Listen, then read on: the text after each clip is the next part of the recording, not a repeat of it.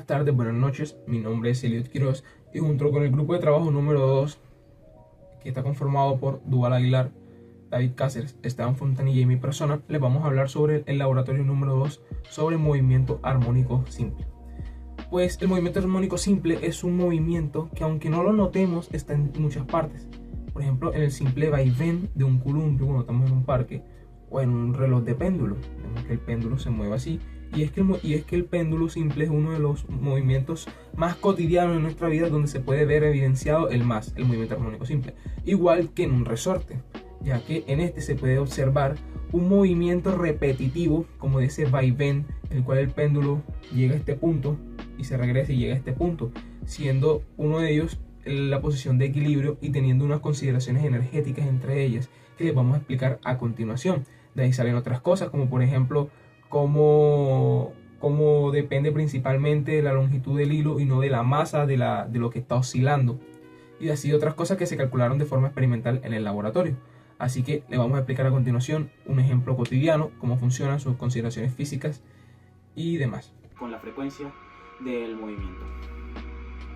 Para los fundamentos físicos tenemos que entender que el movimiento armónico simple es un tipo de movimiento oscilatorio en el cual la fuerza restauradora que actúa sobre un objeto es proporcional a su desplazamiento y opuesta en dirección. Algunos ejemplos comunes o cotidianos pueden ser el movimiento de un péndulo o el de un resorte. Matemáticamente está descrito por la ecuación de posición x de t igual a coseno de omega t más phi, siendo a la amplitud, la cual es el máximo desplazamiento que alcanza un objeto desde su posición de equilibrio, y omega es la frecuencia o velocidad angular, la cual nos dice qué tan rápido oscila un cuerpo en el movimiento armónico simple. Este se mide en radianes por segundo y está relacionado tanto con el periodo como con la frecuencia del movimiento. Como podrán ver, esta fue una solución bastante ingeniosa que dieron las personas de ese tiempo para poder medir pues cuánto pasa un segundo y poder medir el tiempo. ¿No? Esto consistía en dos elementos básicos: una barra de un metal que no se dilatara mucho y un peso, una masa, ¿no? Se ponía desde cierta posición y se comenzaba a balancear. Eso hacía que moviera un engranaje, y cada vez que se movía un engranaje entonces pasaba un segundo. Esta solución fue muy buena, principalmente porque no necesitaba de tantas piezas como otras soluciones en hoy en día, o inclusive en esa época, que se usaban principalmente en los relojes de bolsillo, y era bastante efectiva, era bastante precisa.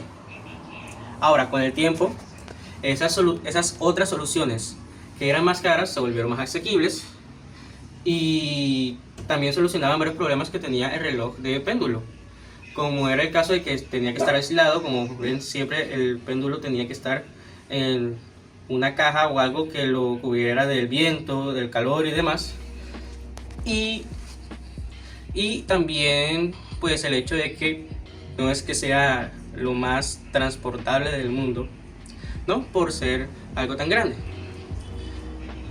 Y entonces pues esa fue la explicación de por qué el reloj de péndulo fue tan útil para la humanidad.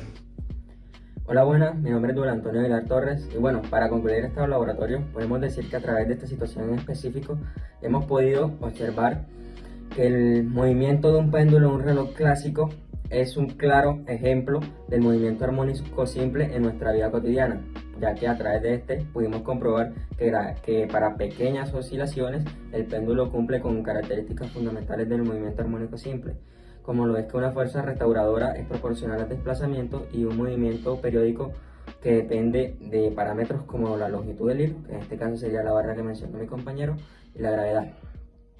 Por otro lado, precisamente en este proyecto nos permitió entender la importancia de este fenómeno en aplicaciones prácticas, llevándolo ya a nuestro caso en la medición exacta del tiempo, y que una vez más estos conceptos teóricos físicos se materializan en objetos que usamos o hemos usado históricamente, demostrándonos de nuevo cómo la física está en cada uno de nuestros eventos cotidianos.